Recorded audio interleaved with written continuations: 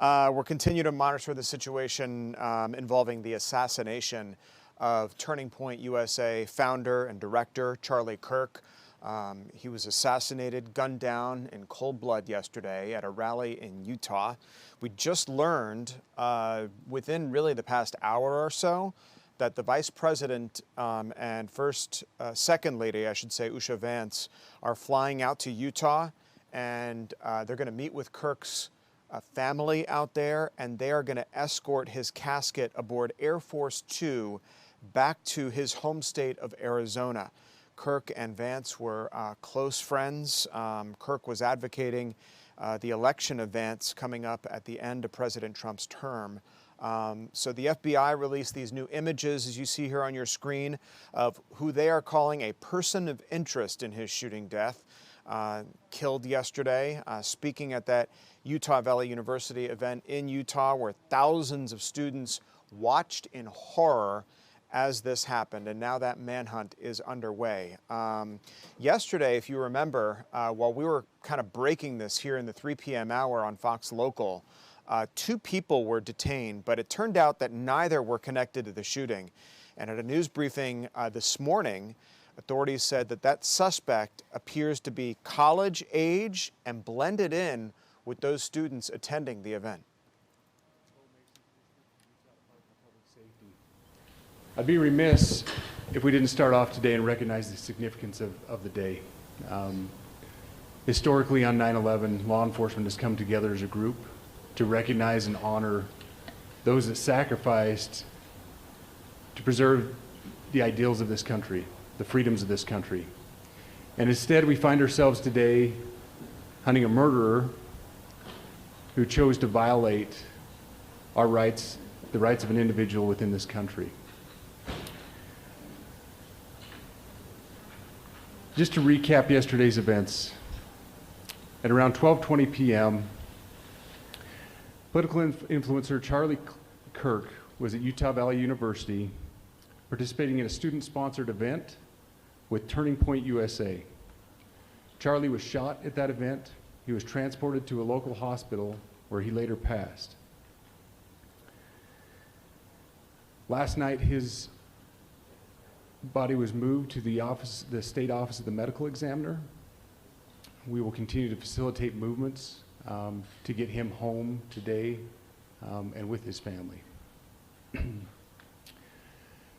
Yesterday, during the investigative process, we located a couple of persons of interest. We interviewed those individuals, and after releasing them and after clearing them of being suspects, they faced scrutiny, they faced threats. We asked the public to be patient with the investigative process. These individuals were not suspects, they were people of interest.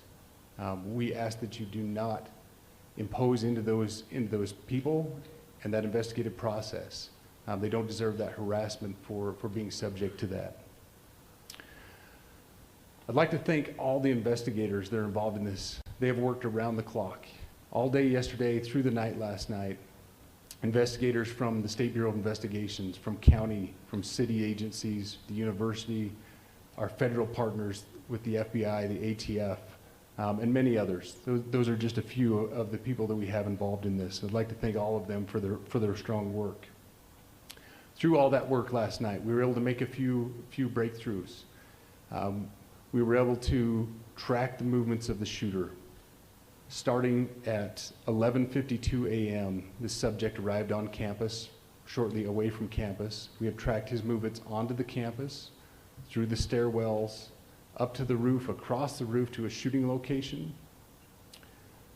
After the shooting, we were able to track his movements as he moved to the other side of the building, jumped off of the building, and fled off of the campus and into a neighborhood. Our investigators have worked through those neighborhoods, contacting anybody they can with doorbell cameras, witnesses, and have thoroughly worked through those communities, trying to identify any leads. We do have good video footage of this individual. We are not going to release that at this time. We are working through some technologies and some ways to identify this individual. If we are unsuccessful, we will reach out to you as the media and we will push that publicly to help us identify them. But we are confident in our abilities right now, and we would like to move forward in a manner that keeps everyone safe and moves this process appropriately. Last night I communicated with Erica. That family's devastated. As a Commissioner of Public Safety, as a father, as a husband, I can only imagine what that family's going through. The heinous event that happened yesterday is not Utah. This is not what we're known for. Over the past several weeks, we've seen this state come together to help families in mourning, come together as a community to show what Utah is known for a state of character, of service, of camaraderie, of a neighboring feel. We will not stand for what happened yesterday. We are exhausting every lead. We have every officer invested in this, every investigator, every local agency. The outpouring of support from the law enforcement community has been astounding. We are investing everything we have into this, and we will catch this individual. Having walked through the crime scene, through the hallways of this school, through the classrooms, I can't imagine what the people on scene felt as well. A horrific event where some of them barricaded in classrooms, some of them ran in fear. Can't overstate the tragedy and the horrific event that yesterday was, and how we will work to bring to justice the actions of one individual or any other individuals that assisted in that. Our state has gone through a lot, and we will come out successful. With that, I'll turn the time over to Special Agent Bowles. Charge. Good morning. My name is Robert Bowles, and I am the Special Agent in charge of the Salt Lake Field Office. Following yesterday's tragic shooting of Charlie Kirk, FBI agents have been working around the clock in coordination with our law enforcement partners. We are and will continue to work nonstop until we find the person that has committed this heinous crime and find out why they did it. This morning I can tell you that we have recovered what we believe is the weapon that was used in yesterday's shooting. It is a high-powered bolt-action rifle. That rifle was recovered in a wooded area where the shooter had fled. So the FBI laboratory will be analyzing this weapon. Investigators have also collected footwear impression, a palm print, and forearm imprints for analysis. Now, I understand there are a lot of questions about motive. I assure you that all leads, tips are being fully investigated. As of this morning, we have received more than 130 tips. We thank the community for that. The FBI has brought every resource to bear, and we will continue to do so throughout the course of this investigation. The FBI's mission is to protect the American people. It's to uphold the Constitution of the United States. Any attack on the First Amendment is an attack on the very foundation of our democracy. That is why we will relentlessly pursue this case and the shooter until we find him. We also continue to grieve with the family and the community. It's our community.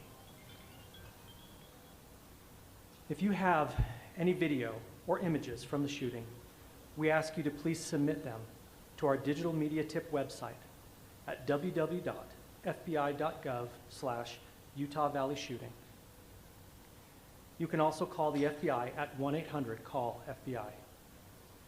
We truly rely on the public's help in these types of cases. All right, that is Robert Bowles, the FBI special agent in charge of the Utah region, talking about the images that authorities have released of a suspect who they believe is a person of interest in the assassination of the conservative activist Charlie Kirk, who was gunned down yesterday at a rally at a university campus in Utah in grisly fashion. Authorities updating the media not too long ago. This is, we learned that FBI Director Kash Patel is headed to Utah to participate in the investigation and the Manhunt. And we learned that the Vice President, J.D. Vance, Second Lady Usha Vance are also on their way to that area, and that Kirk's body with his family will be moved from Utah to Arizona aboard Air Force Two. Coming up here in this hour, I'm going to speak live to a former FBI agent about the manhunt and all that is involved in searching for this suspect. Welcome back. Thank you so much for streaming with us this afternoon here in the 3 p.m. hour. I'm Tom Haines, live in the Fox 5 Atlanta newsroom as authorities release new images of the person they are looking for in the assassination of conservative political activist Charlie Kirk yesterday at a rally in Utah. We're joined now by somebody who can talk a lot about what happened in Utah yesterday, the assassination of Kirk, former FBI agent, cybersecurity expert Eric O'Neill. Eric, thanks so much for joining us this afternoon. So it turns out that authorities have extensive video. They even have some prints and the weapon used in this shooting. Sounds like they have a lot of forensic evidence to go on so far. Hey, Tom, it's good to be here. And you're right. They have a wealth of forensic evidence, so much so that I suspect that we will see the shooter caught before the end of today. They're definitely closing in. Not only do they have the weapon, which is incredibly useful, but they have a handprint, they have a forearm print, and a shoe print. And all of that allows the FBI to paint a forensic picture of the shooter. They can learn information that you might not suspect from just that sort of information. How well planned do you think that this shooting was yesterday? I mean, we're talking about 200 yards, which was actually a little bit further away from the assassination attempt on President Trump, from where Charlie Kirk was speaking from a rooftop up there. Obviously, there had to be some plans to go into where all of this happened and the distance that this shooter took to hit Kirk. He had to be a pretty good shooter. It's a long shot with a bolt-action rifle, which means that he had one shot to hit Charlie Kirk. But with a bolt-action rifle, you would have to load another bullet before you could fire again. So knowing that Charlie Kirk had close protection, that means you get that one shot. And as soon as that first rifle report happens, his close protection is going to be pulling him out of the firing line. He also would have had to dial in the weapon, make sure that it is the sights are set or the scope is set to fire at that distance. So he certainly planned this attack, and he's going to have skill. That is not a shot that someone who's just handed a rifle can make. I've shot a lot of long guns. I could probably hit at that distance, but it would be, even for me, a give or take. And for someone who's never shot before, pretty impossible. Now, it's also interesting that he's shooting with a bolt-action rifle as opposed to the typical firearm we see in these cases, which is like an AR-15, where he could have gotten off 2 or 3 shots at the same time he fired that one. So this suggests to me this is an experienced person who carefully planned this out, not only to lay in wait and shoot Charlie Kirk at that opportune moment when he was sitting down and not moving, but then escape and get away. I don't know if you saw the images. Obviously you have. The suspect wearing a backpack. Does this type of weapon collapse, fold up? Could it have been waiting for him up on that roof? Could he have left it there before the rally happened? Like, how did he get it up there without it being on him in that surveillance picture that the FBI released? Yeah, I reached out to a friend who's an expert in this to answer this question. And there aren't a lot of those bolt-action rifles that collapse in order to put him in a backpack. Those are expensive. And if he has that, then he definitely planned this out.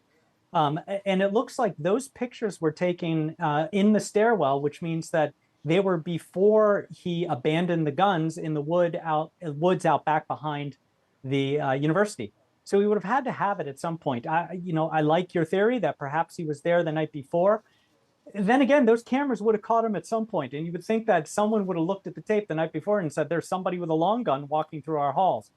So that's something we may have to find out from the FBI once they finally do capture the shooter. So as authorities, Eric, look for this suspect, what are the chances that he's A, still in that area, or B, he's gone? I mean, you have Provo Airport not too far away, a bus station not too far away. Do you think he's still in that area or he's fled? I suspect he's gone to ground in the area. The FBI is very good at quickly cordoning off an area. And the first thing they lock down are public transit. So it would have been hard for him to get on a flight. I suspect that they had images fairly quickly, even if they didn't release them to the public right away until they verified that they truly believe that this is the suspect. So I'm betting that they catch him before sundown today. How important will facial recognition technology be? I don't know a lot about it, but getting hits on people's faces now that they have a picture of the suspect's face. I'm sure that the FBI is using what's called NGI, or next generation identification. And what it does is it's a massive biometric and identity repository, if you want to think of it that way. It can correlate fingerprints, palm prints, latent prints, things like mug shots, and of course, photos against a huge database, but also pictures that are out there to try to identify an individual from even a grainy shot from a surveillance camera. Yeah, just to bring it home, we had a suspect here a couple of years ago, I want to say, who opened fire in Midtown Atlanta. And they found her at the airport. Not only was she wearing the same shirt that she did when she opened fire, which was a very loud print shirt, but I think that they were able to use cameras in the airport to track this suspect. So this technology, in addition to these flock cameras that we have now, are really incredible. Yeah, it's incredible technology, and it's using AI in order to do all of the analytic work that would take a person hours and hours or days to do. And the AI can match those recognized faces with others in moments. And it's getting better and better at this. Now, this is perhaps a little bit out of your realm of expertise, societal behavior, but where are we sort of as a society when political violence like this seems to be repeatedly erupting? I mean, I know if you put it in historical context, the 1960s was another volatile time, but a lot of people are asking questions like that right now. I'm asking the same questions. I hope that anyone who saw this feels the same feelings of shock and horror that I feel, and it seems like you do as well. Regardless of your political leanings, the fact that a gunman climbed a roof and shot someone who stood for the freedom to express what you want to say should be repugnant to all of us. The basis of the United States is that freedom to express the ideas you have. Now, you can't go as far as shouting fire in a crowded theater, but right up to that line, we should be able to express our ideals. And the idea is that in this diversity of ideas, we find the best ones, but we can't find them unless we debate them. Charlie Kirk was about that debate, and it seems that he was silenced for that. Yeah, it is just so shocking. Young people particularly hit hard by this, given that was the audience and the demographic that he spoke to most frequently on college campuses. You have a book, it's called Spies, Lies, and Cybercrime, that's set to come out next month. So as a cybersecurity expert, maybe you could talk to me a little bit about the aftermath of this shooting. I have young children at home, and they were the first to see these horrific images scrolling through their... This is how they found out that Charlie Kirk had been assassinated, by these grisly pictures that had showed up on social media. I'm all for the First Amendment, freedom of speech, freedom of information, but is there a way we can protect children online from being exposed to shocking images like that? Or is that just the kind of society we live in today? Yeah, and Tom, you're raising an incredibly salient point. The fact is that my first thought when I saw that happen yesterday is, oh God, my teenagers are going to see this on social media. Because social media does not have the safeguards and the care that maybe a traditional news station like yours would take before showing this sort of information. You remember when we grew up, on the evening news, it would say you should maybe have your children leave the room before seeing this, right? Yep. Social media is direct, it's immediate, and it doesn't discriminate age. What my wife and I have done with our youngest, with our 12-year-old, is she is not on social media. And that's what parents need to do. Social media for young kids is a terrible, terrible idea. It causes all sorts of problems. And in my book, Spies, Lies, and Cybercrime, I delve into the ways that social media, the use of AI, are leading to a poor way of shaping the future of our youth, but also leading to immense amounts of exploitation by cyber criminals who know that they have pristine credit and that they're very susceptible to being deceived. Is there something that these social media companies can do? I know there's legislation moving through Congress right now to protect kids from seeing things like that. Is it, do you indicate on their phone that they're of a certain age, and so images like that won't make their way through, or can't we help it anymore? Well, here's the problem. Like Meta, for example, and in one of the more famous, Instagram, now has teen accounts that are controlled by parents. But you, as the parent, have to set that up. You have to be involved with your kids. Mm-hmm. You need to be in the middle of that social media and your children, and you have to talk to them about it. And then you have the issue of your kid just signing up as somebody that, using a different age. And it's not like the social media accounts are asking for your driver's license or credit card before they're giving you an account. So the most important protection a child has against seeing these, or the cybercrime, the massive cybercrime that occurs across social media, up into the point of kids committing suicide because of exploitation, is the parent standing between that danger and their child. And inspiring some of these acts of violence among these perpetrators. Certainly. Eric O'Neill predicting here that we might have a suspect in custody by the end of the day. Let's hope so. Eric, the author of Spies, Lies, and Cybercrime, that book coming out next month. Thanks so much for being with us this afternoon. We appreciate it. Thank you so much for having me. All right. I want to take you live to Capitol Hill right now, where there is a lot going on right now. Yesterday, we spoke to Senator John Ossoff right here in the 3 p.m. hour. We interviewed him from his office on Capitol Hill, where he talked about legislative efforts underway to protect children online, efforts that he is co-sponsoring as one of the lawmakers there. We covered a range of issues with him, from the detention of those 300 South Korean workers to his upcoming Senate campaign, the governor's race here in Georgia, and the movement of 300 National Guard troops from our own state up to Washington, D.C. to assist in the effort to crack down on crime in our nation's capital.